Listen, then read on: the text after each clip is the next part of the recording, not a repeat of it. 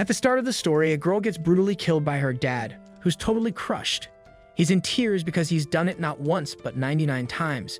But then he collects himself, knowing he's got one last shot to save her. He vows that this time he won't mess it up. You're probably thinking, what on earth is going on? Well, our main character is watching the news and sees that the world has gone to hell because of a full-blown zombie apocalypse. Just then, his daughter walks in, asking what's happening.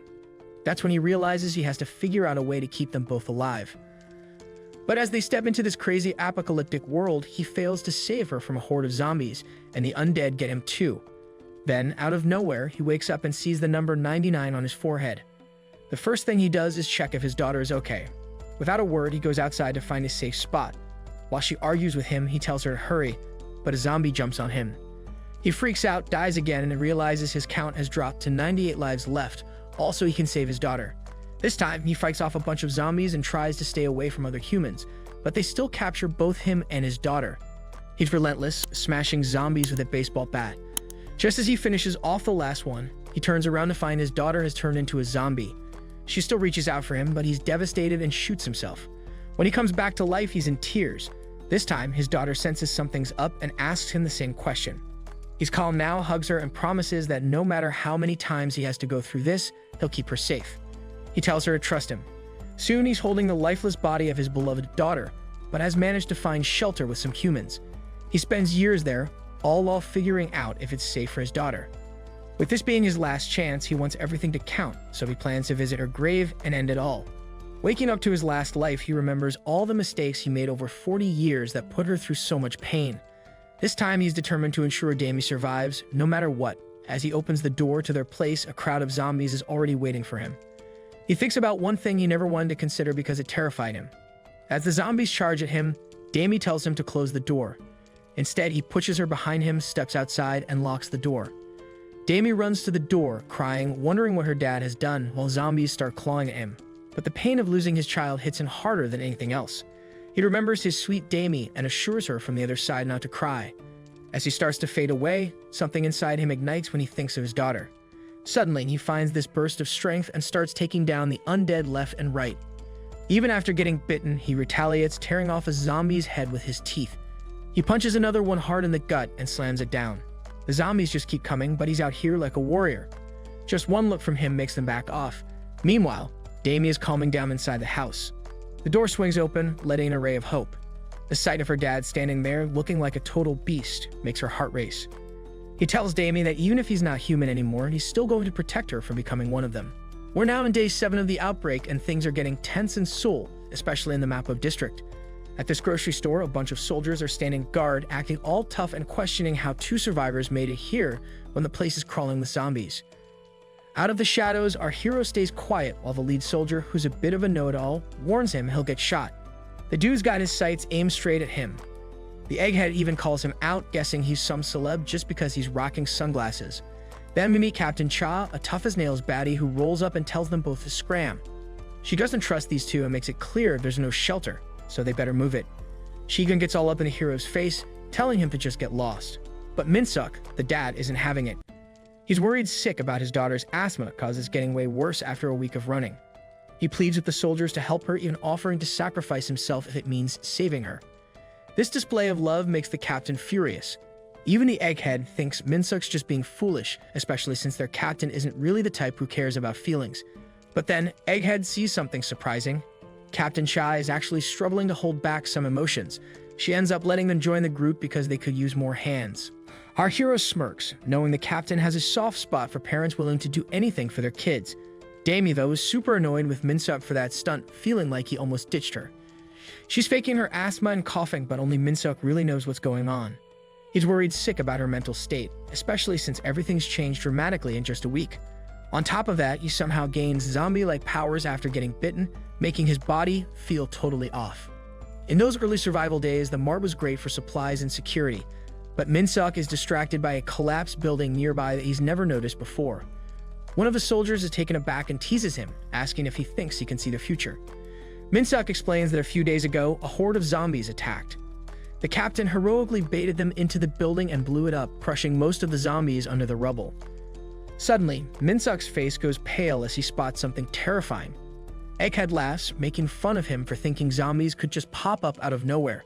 But then boom, a huge zombie appears out of nowhere, towering over the soldiers and terrifying everybody. Egghead is left speechless as the monster swings its massive arm and takes him out in a single punch. As if that wasn't enough, this same zombie charges at Captain Cha, but she manages to dodge just in time while her team is freaking out. She quickly orders her squad to start shooting this monster, but it just shrugs off all their bullets like it's nothing. The hulking zombie lets out a bone-chilling roar and leaps into action, taking out 3 soldiers with a single uppercut. One poor guy gets caught off guard and is completely defenseless, but for some reason, the zombie decides to smash him to bits with both arms, which is just brutal. Luckily, Captain Cha uses her backpack to distract the beast and manages to save the guy from being squashed. She tells him to keep it together if he wants to survive. As she tries to stay focused, she realizes they're up against something way more dangerous than an ordinary zombie. Her top priority is the grocery store because it's their safe spot, so she leads the survivors back there, hoping to regroup. As they're running, Min-seok tries to talk, but Che tells him to just shut up and keep moving. He's struggling to keep pace, and it's triggering his dad instincts. He turns around to face the monster, ready to throw a punch with everything he's got. Che's got a plan to lure the giant zombie to a barricade they set up outside the mart. It's so solid that even this colossal zombie can't break through. It should give them enough time to hit its weak spot. But then she freezes when she sees some survivors trapped on the first floor. Things go downhill when she realizes there are still people inside, and the captain can't just let the monster hurt them. She decides to distract it herself, but when she looks for Damie's dad, he's nowhere to be found. Furious, she thinks he ditched his daughter. Damie points in another direction, and they spot Min-seok, who's standing there looking surprised and totally out of it. The captain is in shock. She watches as Min-seok smashes the zombie's head, crushing it until there's nothing left. With one final hit, he takes it down, leaving even the toughest soldiers speechless. It's so brutal that the survivors look away in disgust. Min-seok takes a moment to catch his breath and turns to Captain Cha, who's just staring at him, trying to wrap her head around what she just saw. But Min-seok brushes everyone off and quietly apologizes to his daughter for breaking his promise and showing his true self. He admits he cares more about her safety than keeping his secret, which is why he jumped in. Things get tense when she starts to get suspicious and points her gun at him, wanting to know who he really is. Looking like a true boss, Min-seok coolly introduces himself and starts taking off his glasses. Damie starts to panic, worried the soldiers might take him out if he spills the beans. The vibe shifts when Min-seok calls himself a zombie expert. Everyone goes silent, and both Chad and Damie are left wondering what he even means by that. Using some serious persuasion, Min-seok explains that since the apocalypse kicked off, he's been studying zombie weaknesses and finding ways to exploit them. That's how he took down the big guy earlier, and he's stoked to help them all out. At first, Che just laughs at his excuse, but then she snaps, pressing a knife to his throat to show she's not buying it. When Damie tries to jump in, Che shuts her down, pointing out that this so-called ordinary guy managed to crush a zombie that bullets couldn't even touch. What freaks her out more are his dark red eyes. She gets right up in his face, demanding to know if he's even human anymore. Honestly, she's so close it looks like she might kiss him. Min-seok calmly shoots down her claims, pointing out that the bullets had already done a number on the zombie. Noticing her confusion, he explains that this zombie was already pretty weak and he just finished it off. He goes on to describe these as eater-class zombies, basically when a bunch of zombies fuse together to create one tough creature. They're super durable because of that, but they have a major weakness, the neck. While he talks, Min-seok thinks to himself that he's not lying. Sure, a regular punch wouldn't have taken it down, but that's not really his issue. When she brings up his red eyes, he just casually says it's some genetic thing that makes his eyes low in melanin. He adds that he has to cover them up because people always stare, just like the captain is doing now. With her questions settled, he turns the tables and asks if she still thinks he's a zombie. Che goes quiet, but it's clear she's still not completely convinced. Something about him feels off. Still, she figures if he was a real zombie, he wouldn't be looking out for his daughter. That thought makes her back off enough to let them find shelter in the mall, but she warns Min-seok to watch himself. Che takes a moment to process the loss of her men, guilt weighing on her. When a couple of soldiers rush over to check on her, she reacts by smashing one's knee, making him drop in pain. She's furious they ignored her orders to evacuate civilians to the underground, which could have put everyone in danger. They admit they freaked out and forgot, but Che's glare turns lethal, pissed off that their mistake could have endangered people's lives in the mall. She warns them that if they screw up again, she'll be the one to take them down, then storms off in frustration. Meanwhile, the soldier she kicked shoots her a dirty look, hinting that trouble's brewing. Inside the mart, the survivors are resting, including Min-seok and Damie. She's relieved that his secret is still under wraps, impressed by how easily he lied. Min-suk mentions that Cho wasn't an easy one to fool, so he had to commit to it. This makes Dami wonder if he and Cha know each other. That triggers a memory for Min-suk. In various past lives, he got really close to Cha, but he keeps that to himself. Dami then jokes about him knowing the term bluff, saying it's something only kids use. Min-suk smiles and tells her she's the one who taught him. Thanks to all the lives they shared, he's learned a lot from her, even though Dami doesn't remember any of it. While Min-suk goes off to find her a good meal, Dami tries to recall something, but her confused expression only makes him smile. When he got his powers, she made him promise to keep them a secret because people would freak out and hurt him if they found out. As he walks through the mart, he thinks about how right she is. If his true identity slips, it would send the survivors into panic mode. Later, he comes back with food, but Dami's already zonked out. He gently tucks a blanket around her to keep her warm and comfy. Min-suk switches gears and focuses on the real issue. The zombies are getting faster and have been swarming his door like crazy. These mutations are evolving at lightning speed, and in just a week, things have spiraled out of control, creating all kinds of wild and unpredictable threats. One thought keeps nagging at him: why are the zombies changing so quickly? His best guess? It's probably because of him. Out on the city's outskirts, hundreds of these mutated zombies are closing in. With each step, Min-suk can feel them creeping closer. It's like the entire horde is after him and his daughter, trying to take out the one guy who might stand a chance against them.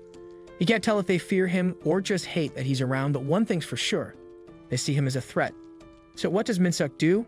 He strides out to meet them head-on, ready to greet the horde before they can barge through his door. Standing out in the open, he's almost giving them a warm welcome, making his job a whole lot simpler. Naturally, he's brought a ladder with him. Gotta keep things stylish. As the horde locks onto him, Min-suk challenges them to start the show. He snaps the ladder in half, turning it into a weapon that's way deadlier than any gun. His plan? Wrap this up before his daughter wakes up and needs breakfast. He's bursting with confidence. The zombies charge at him, all piled on top of one another, trying to get to him. But Ladderman, as he's calling himself now, charges right back, slicing and smashing through them so fast they barely have time to react. These aren't just regular zombies he's dealing with either. He's taking on mutations, crushing skulls, kicking them down, and taking out Eater-class zombies like it's nothing. When he takes down the first mutant, a whole group of them fire explosive blasts at him. Seriously, zombies are using Kai blasts now. But Ladderman doesn't even blink. He jumps high into the air, crashing down with a shockwave that wipes out the entire group in one hit. Then he pulls out his trusty axes, cutting through the horde even more quickly. Time blurs as he unleashes his fury. A six-armed, ugly mutant tries to block him, but Min-suk stomps its face into the ground, Gojo Satoru-styled, then neatly slices off its head with a powerful swing. Meanwhile, his daughter is still fast asleep, totally unaware of the chaos going on outside. When Dami finally wakes up and stretches, she sees her dad, the same guy who just massacred 100 zombies, back in the house before she even noticed anything was off. He's already whipped up breakfast, shaping it into a heart because he knows she must be starving. She smiles and digs in happily. Meanwhile, over in the captain's office, her crew reports some serious noise from past midnight. When they checked it out, they were shocked to find every single zombie gone. Frustrated, Chick slams her hands on the table, demanding to know how the heck this happened. One soldier nervously admits it sounds insane, but somehow all the zombies were wiped out in just 4 hours. Then an idea sparks in Cha's mind. She orders her team to gather all the survivors. This is their golden ticket to escape the mart. From the survivors' perspective, it's surreal to see a calm, clear day. There are bloodstains on the streets, but no zombies anywhere. People start to celebrate, wondering where the zombies went, noticing the eerie silence. It all seems to say one thing: the zombies are gone. After living in constant fear, the survivors feel a sense of safety for the first time. Even Dami is confused and tells her dad that maybe the zombies really did vanish. What Dami doesn't realize is that her dad took care of the zombies himself last night. He gently puts a helmet on her head and gives her one rule: keep it on no matter what. The serious tone in his voice hints at possible trouble ahead, leaving Dami even more curious. Their conversation gets interrupted when Captain Che shows up with her team, megaphone in hand. She announces that they've completely wiped out the zombies in the area. The survivors cheer, finally feeling relieved and safe. But the excitement quickly fades. After sharing the good news, Che shocks everyone by ordering an immediate evacuation. The survivors protest, saying there's no reason to leave now that the zombies are gone. Che then reveals some new info. 3 days ago, they lost contact with the 2nd Mechanized Infantry Brigade, an elite group that made it through the chaos in Jiangji. This brigade had armored vehicles and enough firepower to keep civilians safe. Even though Che tries to offer some hope, her announcement sends the survivors into a panic. They aren't willing to risk their lives based on a radio call they can't even confirm. Voices start to rise with complaints, and while Chi tries to keep her cool, she assures them she knows someone from the brigade. His name is the Blue Hawk, a top soldier leading the unit. Yep, his back is so sculpted it looks like it has its own back. But while Chi trusts him completely, the survivors just aren't convinced because they have no reason to believe in a stranger. The crowd grows restless, and Che struggles to keep control. She warns them that they won't survive another zombie attack, but the people cling to their false hope, believing the zombies won't come back. Then one guy loses it and accuses Cha of making reckless choices just because she's a woman. Clearly, he's been picking up some twisted ideas because that claim is ridiculous. But it fires up the crowd, and they start blaming Cha for everything. Min-seok finally steps in, reminding everyone that the zombies will definitely return, whether they want to face it or not. The same guy who insulted Cha tries to argue, but Min-seok shuts him down with a fierce warning. They're all just sitting here waiting to become the next zombie snack. His words and intense glare scare the dude so much that even his daughter is wondering what's gotten into him. Min-seok points out that while escaping with the brigade isn't guaranteed, staying here equals certain death. But his blunt honesty only stirs up more fear and doubt among the survivors. Min-seok steps up and throws a question at the crowd. What if they just stop listening to orders and refuse help from the soldiers? His chill challenge makes everyone pause, and soon they start arguing among themselves. Bit by bit, some folks start siding with Hair, realizing they won't last long in the apocalypse without the soldiers. One guy with glasses even admits they're only still alive because of Hair's crew. That one question shifts the mood completely, and soon the crowd is cheering to trust their leaders if they want to survive. Meanwhile, Cha is in shock. She was struggling to argue, yet this so-called zombie expert flipped the whole crowd with just one question. Now all she can think about is figuring out who this blonde miracle worker really is. Min-seok, of course, plays it cool and downplays it, saying he doesn't want credit, even though she hasn't thanked him yet. The thing is, Papa Min-seok has been through enough life-or-death situations where talking is key. That's why he knows exactly how to deal with people like this. While he's at it, Min-seok tells Cha that he's only doing this to protect his daughter. He reaches out his hand, assuring her that he trusts her and believes she'll lead them to success. Cha is taken aback by his blind faith, but quickly shifts focus, announcing the start of their escape. She promises to lead everyone out safely and leave no one behind. With the help of buses and support vehicles, they push through the chaos on the roads. Damie looks annoyed, probably because of her silly helmet or not being next to her dad. At the front, Captain Che leads the way, dodging every threat. They finally cross the Han River, a huge win since the apocalypse hit. Che stays calm, telling her team to stay sharp because even bigger problems are still coming. The soldiers spot a swarm of zombies piling on top of each other, trying to get closer. Captain Cha quickly kicks off the operation, directing civilians and Team C to the right lane while she and her squad take the left. By the way, zombies have a key trait. Their hearing is sharper than their sight. She uses this to her advantage by tossing boxes of metal cans at them, making loud noises that mess with their senses. The zombies go wild, distracted, and focusing solely on their vehicle. She signals her team to speed up, keeping a safe distance, even as the zombies pick up their pace. The problem is there's a full-on army of zombie sprinters trying to outpace each other like they're in a marathon. They're closing in so fast that maintaining a safe gap is turning into a real challenge. But Captain Cha has a plan. Spotting a collapsed bridge ahead, she orders her team to go straight for it. This is where the second major zombie trait kicks in. No matter how reckless they get, their only goal is to chase after humans. Cha takes advantage of this by commanding her team to whip the vehicle around in a sharp 180-degree turn just before reaching the broken bridge's edge. As the zombies charge in, they can't stop their momentum in time.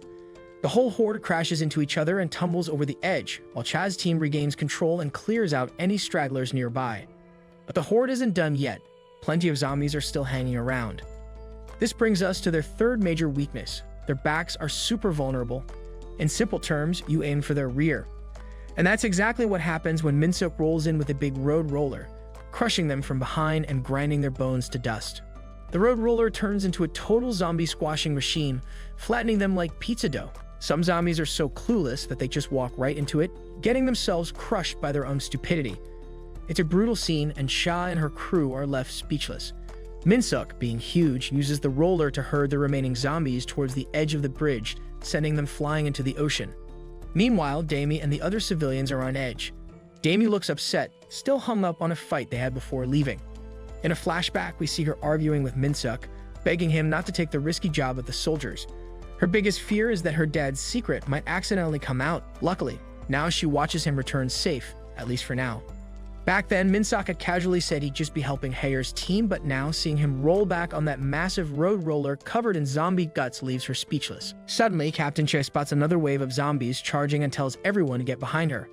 But before they can even react, the road roller plows through, crushing everything in its way and clearing a safe path for the civilians. Thanks to that, the survivors make it out safely. After a tough battle, they finally reach the 2nd Brigade's base. This brigade isn't just any unit, as in every loop the protagonist has experienced. This group has always held out the longest. Getting here is a big deal, a key stop before they hit their ultimate goal, the safe haven in Daejeon. Making it in just 8 days is impressive. Still, Minseok's dad instincts kick in. He knows he can't let success go to his head or history will just repeat itself. He can't lose Dami again, and he feels powerless just thinking about it. So he plans to stick to the same route he did in his past lives, keeping everything under control. To him, this is where the real battle starts, but for now he's getting a lot of praise for saving everyone. Even though the soldiers found the road roller, none of them knew how to drive it. Seeing Minseok handle it like a pro makes them think he must have worked in construction or something. He just laughs it off and says he learned the skill to up his chances of survival. In the end, they made it without losing a single person, and Captain Cha is genuinely thankful. She thanks him directly, but Minseok can't help teasing her for another compliment. Instead, she shoots him down with a quick "shut up," making it a pretty funny moment. Their moment gets interrupted when Sergeant Lee from the 2nd Infantry Brigade shows up, saluting Captain Cha with a hint of respect. He mentions they were expecting her, which surprises her. The surgeon explains that Colonel Cha had told them someone like her would be coming. She's a bit taken aback until he jokes that the colonel said they should be ready for a stubborn female officer, and her team bursts out laughing. Cha's not amused at all. She quickly fires back, asking where Colonel Cha is, and they inform her he's at the rear gate dealing with a sudden zombie sighting. This catches her totally off guard, especially knowing the colonel went out with his squad to tackle it. The surgeon tries to ease her worries, but his nervous grin and shifty eyes say otherwise. The reality is the colonel didn't take his squad. He went solo because that's just how tough he is. At the rear gate, soldiers are watching from the tower, counting down to see how fast he can clear out the zombies.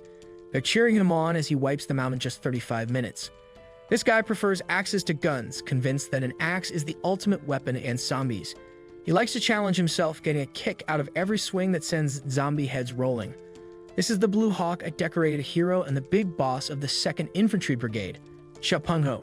Even with all his acclaim, his reckless style freaks out his men. They're begging him to use a gun next time because if he ever turns into a zombie, they know the world's in deep trouble. Pung laughs it off, confident he's too good for those slow, dumb zombies. He claims he knows their every move and pokes fun at his soldiers, calling them dead weight, which they can't help but agree with, even if they're offended. After taking out the horde solo, Pung starts to feel the aches and pains that come with age.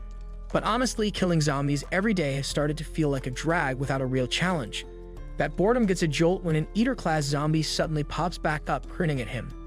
It lunges at him like a creepy sleep paralysis demon, but before it gets close, Minseok rolls in and squashes it under a road roller, turning it into a mushy mess. The soldiers are speechless, while Colonel Pung immediately goes on high alert. Earlier, he bragged about being able to sense a zombie's strength, but now every step Minseok takes feels like something terrifying is approaching. It's like he's staring down the strongest zombie he's ever seen. Minseok casually introduces himself, acting all chill and even mentioning his journey with Captain Cha, which only adds to Pung's confusion. He just wants to help, but the Blue Hawk can feel the dread radiating from him, prompting him to launch a full-on attack. He swings his axe with all his might, aiming right for Minseok. The soldiers can't believe their eyes as Colonel Pung seems to be attacking an ordinary guy.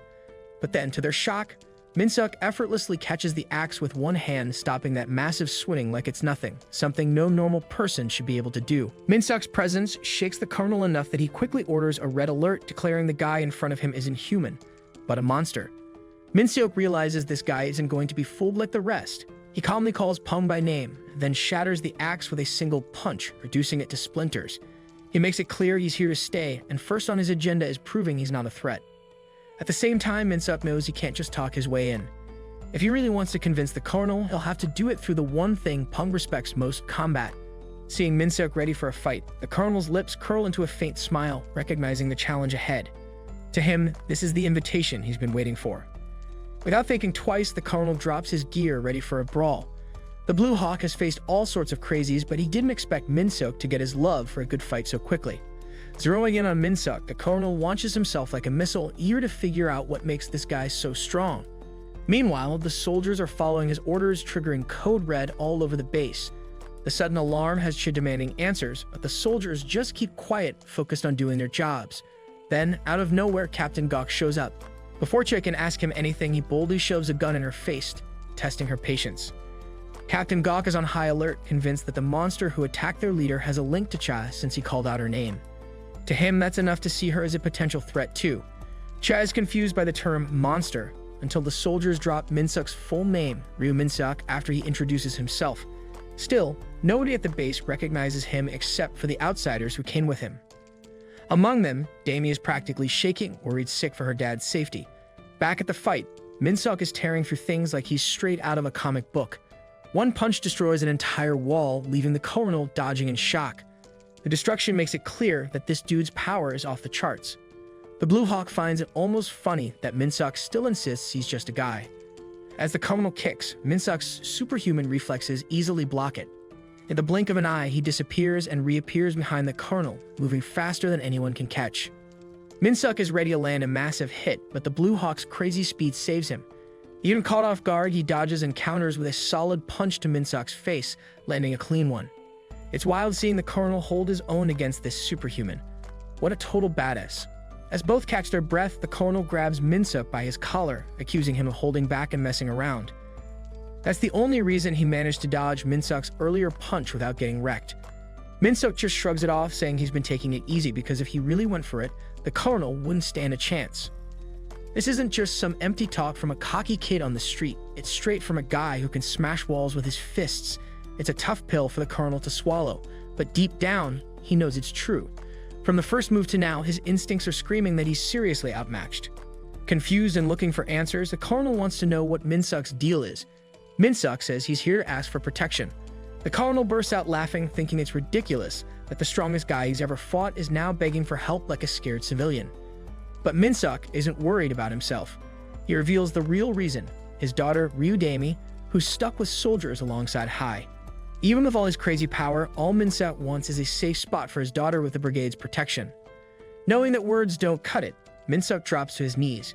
He doesn't care about pride or reputation because all he cares about is Damie's safety. He even says he'll do anything the colonel asks, as long as he can keep his daughter safe. That night, things shifted to the civilian shelter, where the brigade usually keeps survivors safe. But now it felt different. The word monster associated with Minsuk was spreading like wildfire, making everyone nervous. Stories about his insane strength and weird eye color fueled the rumors, and soon people were convinced he could be a zombie in disguise. Even though Minsuk had done everything to earn the colonel's trust, he was still locked up. He couldn't help but think about the Blue Hawk's promise to protect his daughter and the others, but the colonel was clear. Minsuk was a whole different problem. A guy with this kind of power was just too much of a risk to let loose. Surprisingly, Minsuk had suggested locking himself up. He figured if he stayed put, he could prove to the brigade that he wasn't a threat. Now, even though he was on his own, his daughter Damie found a way to sneak in and cheer him up from the other side of the barrier. Just seeing her smile made him feel a ton lighter. Damie updated him on the situation. After the emergency alert lifted, the soldiers were looking out for them, and they even let her visit.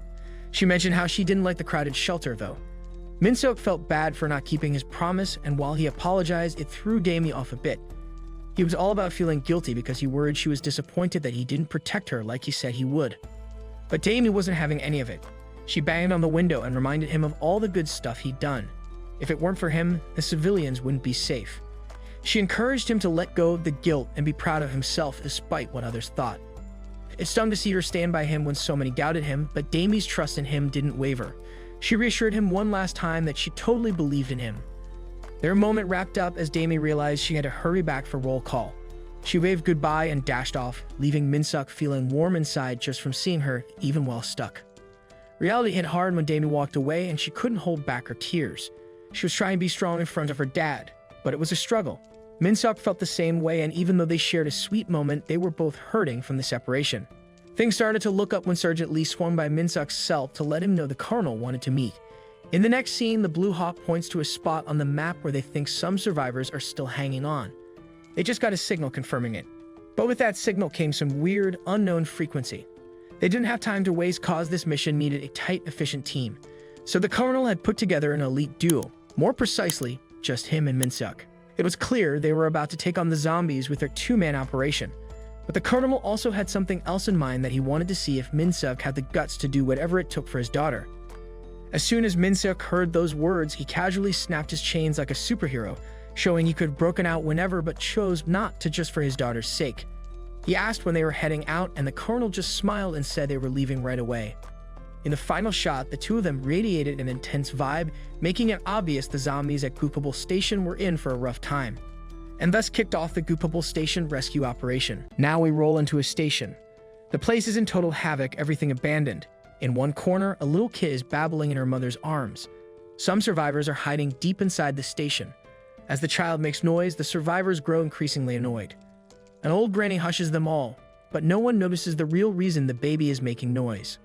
Suddenly, the woman's eyes narrow as she looks above the station's ruins, spotting someone sneaking toward them. A smiling, terrifying zombie emerges from the shadows who is hidden inside the station. Outside the station, the undead are ravaging the area. Suddenly, a beam of light falls across one of their faces, and then a giant truck comes plowing through, smashing them to pieces. Inside is the colonel, our hero. The colonel is thrilled, boasting that his truck is far better than Min-seok's roller. They speed toward the station. The colonel explains that there are two major variables in this operation. First, the station's entrance has collapsed and the subway tracks are obstructed. Second, there is an unknown creature trapped inside with the survivors in that enclosed space. With no time to waste, the plan is to enter the station through a vent and swiftly rescue the survivors. However, upon hearing the plan, our hero immediately disagrees, surprising the colonel. He warns that this mission will fail just like the previous ones, because the colonel has never managed to bring back any survivors alive. Just then, we see the kid mama open her eyes in a tense expression. She realizes that they are all hanging upside down with a strange web. She tries to resist and panics, wondering why they are like this and where her baby is. As she falls down with the other survivors, she asks them where her little daughter is. Meanwhile, one dude is still hanging up there. He shouts at them to help him untee. Then he notices a granny right beside him, watching him. He wonders what she is planning to do. Just then, the granny unveils her zombie appearance and bites off his head. Everyone on the ground just freezes. This dude falls to the ground and stands, but he completely turns into a zombie too. Everyone panics as it attacks them. The rest of the survivors start to run for their lives. They don't know where the zombies came from. Meanwhile, the mother keeps shouting for her daughter. Just then, she hears the sound of a baby from the basement. She immediately turns her course. A young boy tries to warn her about the blocked entrance. The dude's father tells him to keep running, but due to their little paws, the zombies pounce upon them. Meanwhile, the mommy keeps running towards the sound, but just as she reaches there, she is devastated. It is a giant creature, devouring a human head. It has 4 limbs with a pathetically giant baby body. It roars and then grabs the helpless lady. She couldn't believe that her daughter had turned into such a dreadful monster. The monster weeps as it uncontrollably opens its jaws to kill her. She can only hope it's her nightmare. But just then, fire lights up in that area, followed by a massive boom. The zombie cries out, and surprisingly, the woman slips away from its grip. This is our hero, walking alone in the station, revealing the secret to the colonel that this mission can't be completed by human methods alone. Now he stands amidst that explosion, farming aura. Then our boy reveals that this spider-tag monster is an actual skinwalker that hunts by knocking humans unconscious with its vocals, and that's how it got the survivor unconscious. Our dude doesn't scare a little and faces it head-on in that blazing fire. The monster shrieks from a distance but goes ineffective on him. So it shoots a web at our boy, but he grabs it by hand. Then he swings the monster so many times and damages its mouth. Plus, he puts the entire place to flames as fire is its only weakness. Now our hero Papa runs to give its final blazing punch to end the noise for good. But the kid's mama shouts to stop. Our hero stops midway and turns to see she's crying her soul out and begs him not to kill her baby. Now the distance between our boy and the monster is cut to half, so the monster shrieks again. Our hero gets pushed away, barely conscious, but the woman dashes to the ground instantly. Although our guy braces his ground a little, the monster pours out another devastating cry and the impact pins our boy to the ground. He barely finds any strength to resist as fog fills his brain. Suddenly, a thought of Damie flashes across his mind, pushing him not to lose so early. Our dude goes berserk. He lifts his head high and smacks it on the floor, shattering it. He keeps on smacking its head until the fog clears out. The monster shrieks again, but this time a soul-ripping lower cut ends things for good. My boy just blows off the face of the monster with sheer arm strength. While the monster continues blabbing and crying, he puts his knee on its face to shut its mimicking mouth that has fooled the kid's mommy. After putting this pathetic beast in flames, it finally starts to cry its voice. Our hero gasps that from now on, the only thing that will come out of its mouth with a menacing tone is a scream. Just then, the monster screams hard, but our hero rips apart its jaws and finally kills it. Meanwhile, on the other side, zombies struggle through a door while the few survivors are pushing from the other side. They are all panicking because if the monster somehow breaches the door, they are all dead men. One dude feels that the monsters are quite eccentric as they don't make any noise and their expressions are so bizarre. But others suggest he cut the crap and focus on sealing the door. Just then, they all smell fire smoke and wonder where it is coming from. They start to cough hard in this closed room. One guy is almost shitting his pants, fearing they are all dead in a few seconds. They tell him to shut his mouth if he just has unlucky shit to say. Just then, a young dude asks his father if he also feels that the movements from the other side of the door have stopped. Everyone is stunned and silent. As they stand over the door, it suddenly breaks. He shouts to get down. The young boy's father is stunned seeing the aftermath.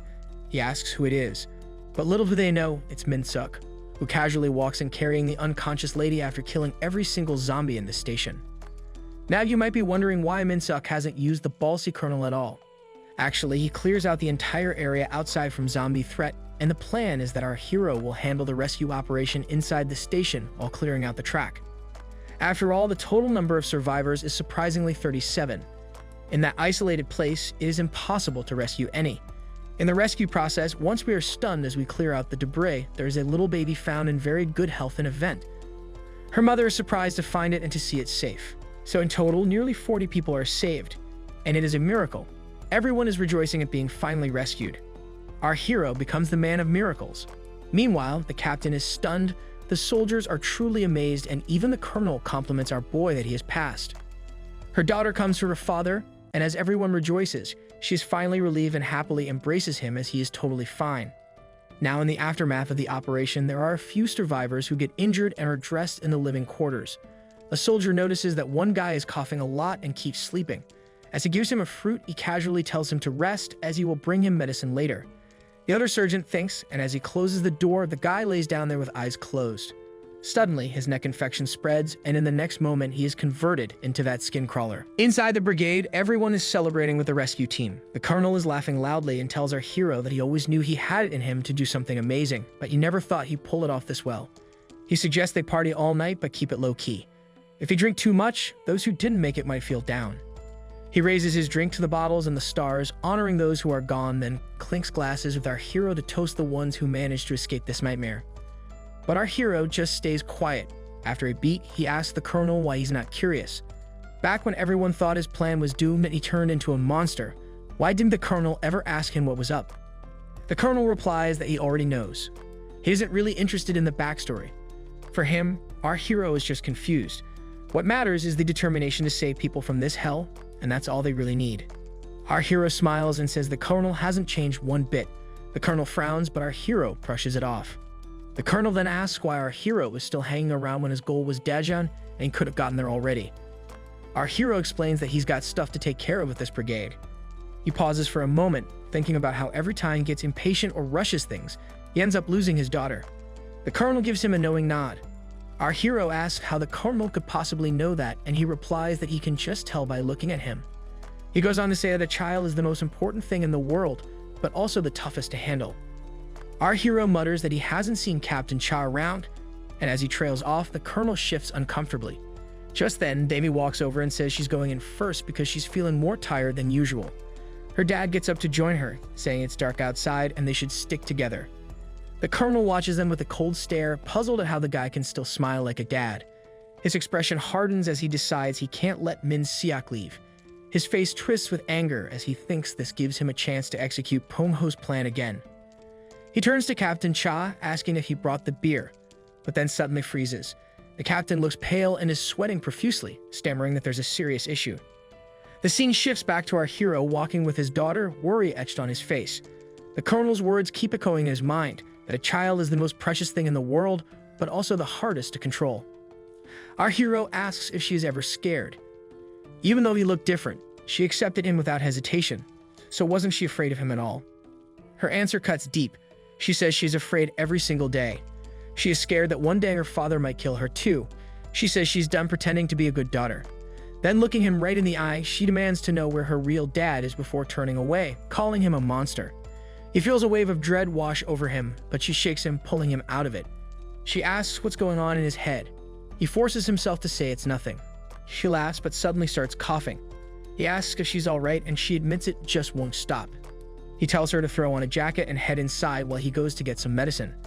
Then everything goes blurry, and he calls out her name, rushing toward her with insane speed. She freezes, scared, raising her arms to protect herself. His fist goes up high, and he clenches it tight. She yells at him, asking what's wrong. Slowly, he opens his hand to reveal a squished zombie mosquito resting in his palm. Before they can even catch their breath, a loud alarm blares through the night. Code Black is on. Evacuation orders are blaring everywhere. Back at the base, Captain Cha is starting to turn into a zombie. The Colonel stands in shock, watching as the man's pale face twists into something monstrous. The Colonel remembers when Min-suk warned him that these cunning zombies were getting stronger and that the threat they pose would not stop. An infected soldier lunges at him, but he grabs it by the neck and tears the creature's face apart. Min-suk had chosen this location only because of the Blue Hawk Colonel's brute strength.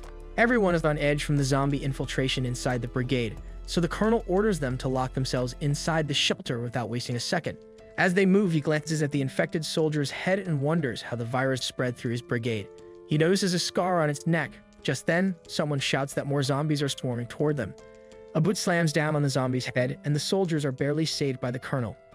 He grabs a piece of wood and smacks it against the zombie. Looking ahead, he orders his soldiers to grab his gear and also bring Min-suk for assistance. More zombies swarm toward him. Furious at the zombies for daring to run wild in his territory, the Colonel goes to work with his wooden plank, hacking and smashing without pause. He claims the field as his own, throwing punches and blows until one zombie's face gets caved in, the plank driving deep. Without stopping, he swings again, crushing the next one that dares rush him. Another zombie leaps on his back, and he barely manages to wrench the wood free from its mouth to throw it off. That massive, titan-faced undead comes crashing down on him, fueling his rage even further. His roar shakes the air, so loud it rattles the civilians hiding inside the shelter. Inside, our hero finishes gearing up Dami from head to toe. She's still confused, not sure what kind of enemy they're bracing for. He explains it's a mosky, a mosquito-like zombie whose bite quietly infects people, only showing its effect after some time. Our hero did not expect this, having only seen this variant once in his past life. But so what? He grits his teeth and tells himself that is no excuse. His daughter stares in confusion, startled by the sudden rage on his face. His thoughts race. If his daughter dies, then everything is over. The Moskies will not stop. They will come in endless swarms, while the real body remains hidden somewhere. Outside the dark shelter, Captain Cha is stunned to hear about Moskies. One soldier explains that Min-suk suspects a link between the zombies and mosquitoes, warning her to cover up exposed skin. At the mention of Min-suk's name, she falls silent and ties a bandana around herself and repeats the order to her soldiers. She asks where the brigade commander is, but before the soldier can answer, another voice calls from the rooftop. A guard reports that there is a zombie outside the brigade and that it looks unusual. When she asks about it, the guard struggles to describe what she sees. The soldier mutters that it looks like a twisted toad. Suddenly, the creature opens its mouth wide and a swarm of mosquitoes pours out, flooding the sky above the brigade. The guard freezes in shock as the cloud of moskies rises higher into the sky, terrifying everyone. Captain Cha quickly orders her soldiers back into the shelter. Just as she looks up again, someone leaps above. She recognizes him instantly as Min-suk. Earlier in the shelter, one civilian shouted at Min-suk, but he refused to fight outside, saying it is the soldier's duty and that he only wanted to protect his daughter. Then his daughter speaks up not to worry about her. She wants everyone to live, but she can't do it, but his father can do so. So she begs him to save everyone. Our hero steps out with a gun aiming at the Moskies. With only one plan in mind, he prepares for a night strike of flame, the only way to wipe Moskies out. Our hero starts cooking the Moskies right in front of the toad. Ashes from the Moskies begin to fall, and as the toad watches, the hero looks at it with sharp eyes.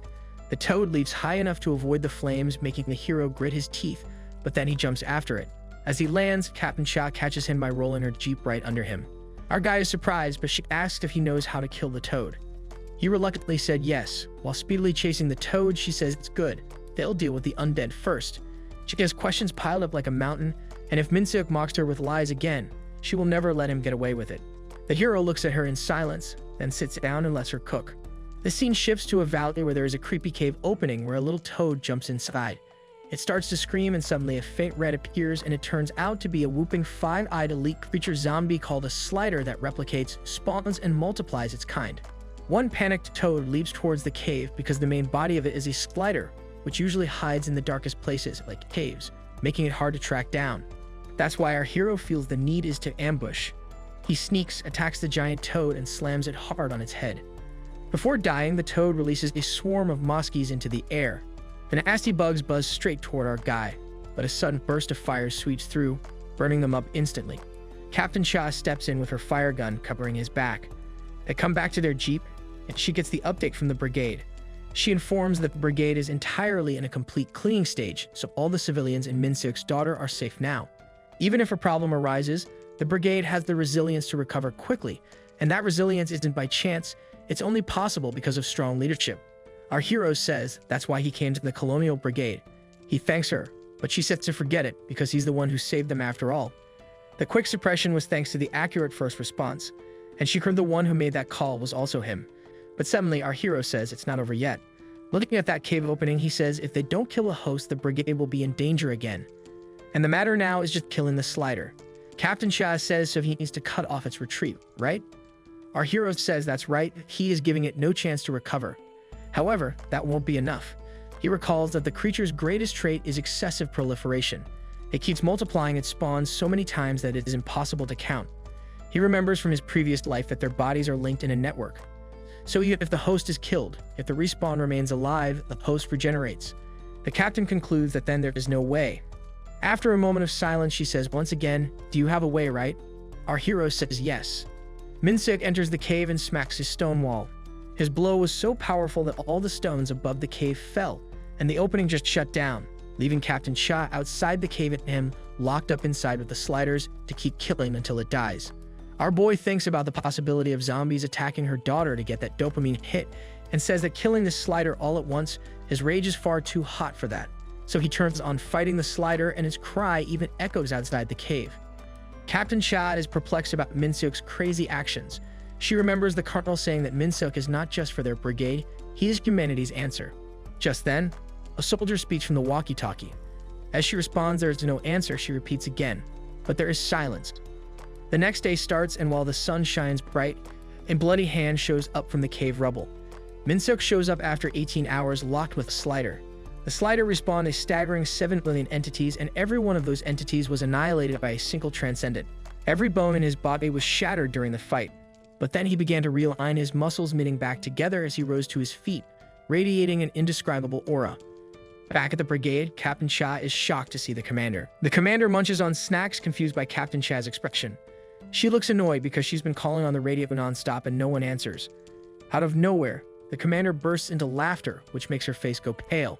He remembers how yesterday she was furious because he ignored her, but now she actually looks worried that he might die.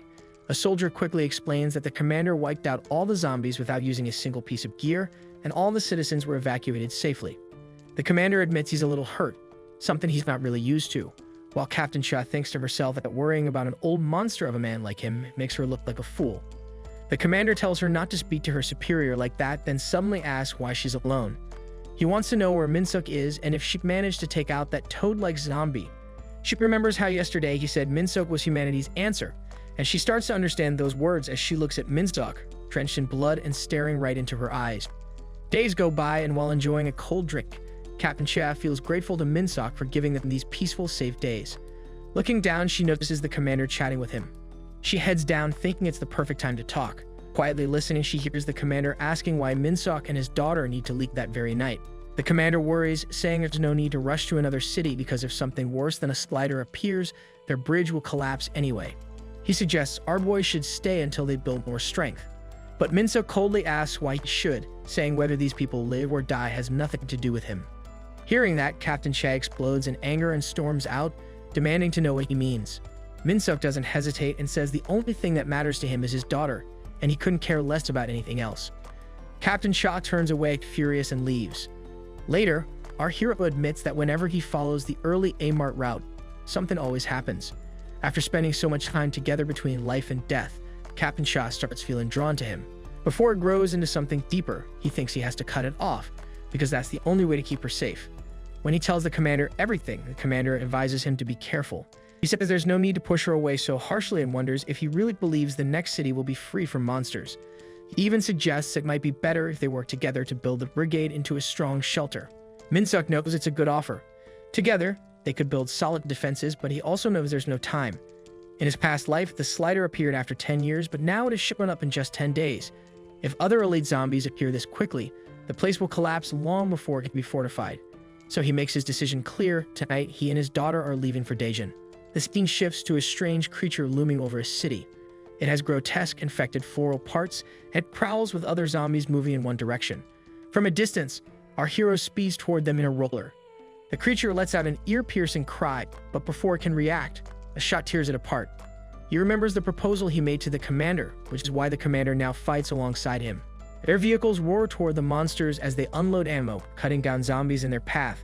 He recalls telling the commander that the perfect shelter is every survivor's dream, and if the commander isn't curious about that too. The commander simply gives him a thumbs up. Glancing at his daughter, safe and smiling in his vehicle, he steels himself. As he speeds toward the horde, he knows one thing for sure. Whether this city survives or falls, he and his daughter will confirm it with their own eyes. During the Daejeon expedition, the troops are nearing the bridge while heavy rain falls. Suddenly, a giant mutant slug jumps out of the river as lightning strikes. It screams, and Commander Chia panics when he sees it on his tablet. Our hero identifies it as a viscous and elite zombie slug. The drone captures everything. Our hero warns that this creature is like a floating poison bomb. The commander asks for a plan since they need to cross the bridge to reach Daejeon. Min-seok says the creature is actually called nocturnal, and that UV light slows it down by messing with its poison. To defeat it, they must hit the center protrusion on its head and wait for 2 hours until sunrise. The commander asks if there are any life signs nearby. A soldier replies that the only thing out there is the creature. The commander says that's okay, they will stay here and get their armor ready. After a moment of silence, one soldier speaks up saying something feels off. No matter how he looks at it, he can't shake the feeling. He turns to his buddy for his thoughts. The subordinate asks what he means. The soldier glances at our hero and the commander and says he has a weird feeling about Min-seok. He wonders how Min-seok knows so much about zombies. Another soldier joins in, saying Min-seok is an expert and everyone thinks he's a miracle worker, but the first soldier doesn't believe it. He points out that Min-seok wasn't around during the first zombie outbreak like they were. He grumbles that even the commander wastes their last shells because he trusts Min-seok. He mutters that the commander must be getting old and losing his touch, not realizing the commander is right behind him. The commander hears everything and gets very angry, grabbing the cocky soldier and nearly pulling his ear off. Our hero's daughter wakes up and steps out of the car. She feels a cramp in her leg from not exercising. Suddenly, her dad appears behind her and calls to her. She jumps in surprise and yells. Min-seok wants to know what's wrong, acting like it was unintentional. He offers her some snacks, but she tells him to stop messing with her since she's still getting used to his new face. Min-seok apologizes and admits he doesn't feel like her dad anymore. She rolls her eyes, clearly annoyed, and he feels her frustration. He tries to rephrase what he said, but only sounds awkward and feels stupid in front of her. He has held back a question for a while, worried about her answer. Why would she still think of him as her dad after he turned into a monster? Damie points to her eyes and says they are the same. He asks about his red eyes, and while eating snacks, she explains that ever since their mom left when she was 7, his eyes have looked at her like she is pitiful. This has always made her angry. She continues talking about how 2 weeks ago, the door opened and someone stumbled in covered in blood. Her dad remembers that moment. Damie says she saw his eyes that day, warmer than anyone else's. She smiles and says those eyes are hers and belong only to her dad. The next day, a huge slug is still by the bridge. The commander orders his troops to start shooting and bullets fly at the creature. It howls in pain. Suddenly, our hero jumps up from behind holding 2 swords. He leaps high over the zombie slug and swings his blades down with power, slicing the mutant slug's head in half. One soldier looks shocked, but Commander Chia comes in with a smile. He understands why the soldier doubts Min-seok. Then he asks if the soldier still thinks it's just about believing or not. After one hit from our hero, the giant slug falls dead. He stands on its lifeless body while Commander Chia tells the soldier that in this situation, the only choice is to believe in Min-seok. He makes it clear that there is no other option. Our hero thinks about how in his 99th life it took 378 days to reach Daejeon, but in his 100th and last life after the outbreak, it only took 14 days. After all the trouble, everyone is amazed that they have finally made it to Daejeon. Let's rewind to the 3rd day of the zombie outbreak. Daejeon had turned into a zombie graveyard. Someone from Team Alpha takes out the last zombie in the city and announces that the extermination job is done. Back at the Daejeon headquarters, the commander and the staff are celebrating because they finally managed to hold the defense line. One soldier reports that the forces sent to other cities have mostly been wiped out or are completely cut off. Daejeon is the only city that's still managing to hold on. The commander asks for updates from the soldiers.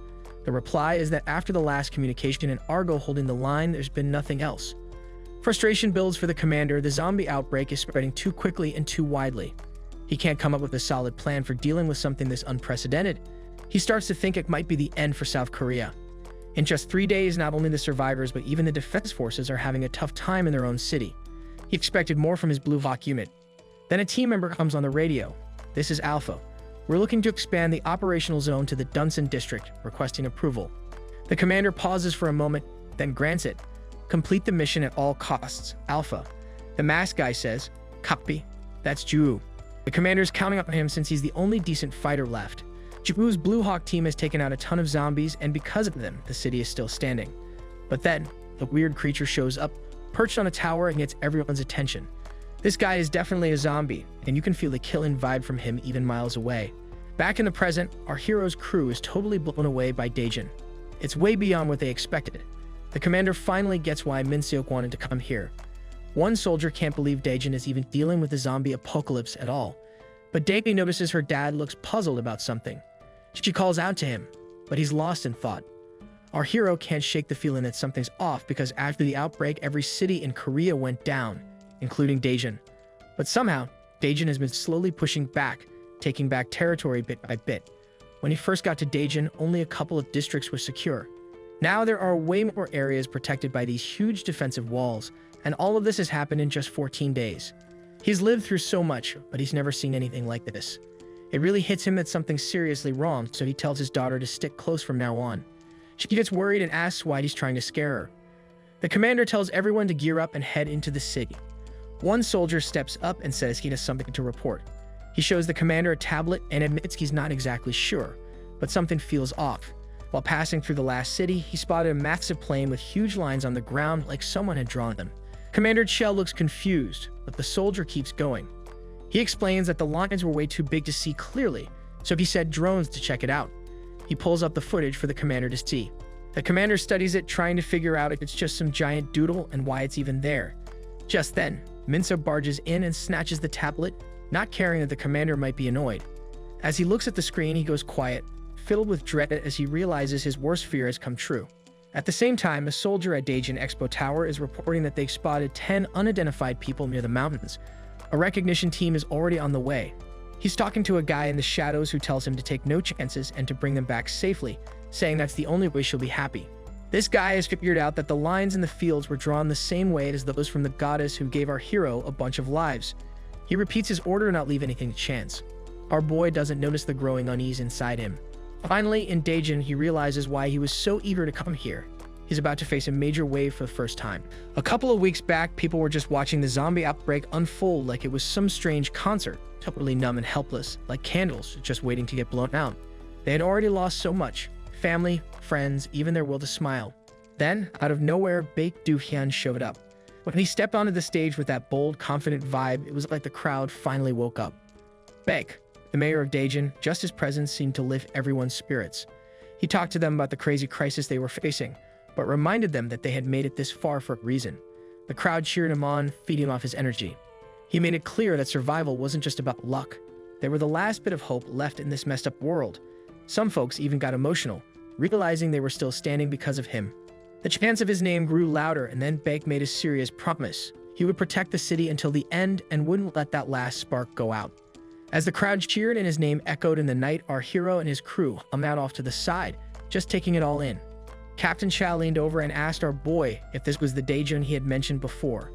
Our boy shook his head. This was his first time seeing anything like this, or a guy like Baek. In his past lives, the Blue Hawk unit was the main force behind Daejeon's comeback.